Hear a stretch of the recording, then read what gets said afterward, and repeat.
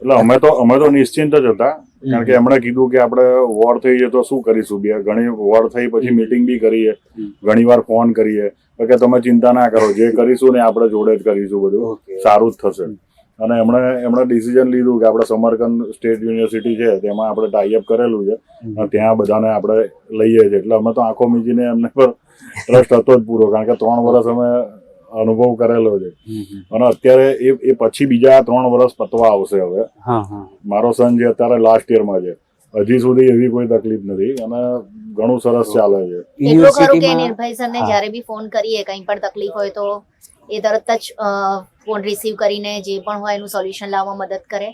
ધારો કે એમણે કોલ રિસીવ ના કર્યો તો કોલ બેક પણ કરે, એટલે એ વાતમાં અમને નિશ્ચિંત છે. કદાચ બીઝી હોય તો અત્યારે ફાઇનલ યરમાં છે તમારો સર, તો યુનિવર્સિટીમાં કઈ રીતના પ્રેક્ટિકલ ના સેશનો કઈ રીતના હોય છે? તમારા જોડે વાત થતી હશે એટલે તમને 100%.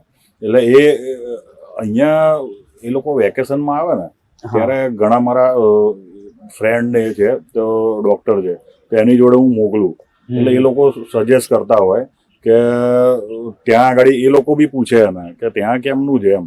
કારણ કે અહીંયા એ લોકો થ્રુ એવું જાણવા મળ્યું કે અહીંયાની પ્રાઇવેટ યુનિવર્સિટી કે ગમે ત્યાં કોઈ પ્રેક્ટિકલ નોલેજ તો અહીંયા પણ નથી મળતું. ઓકે.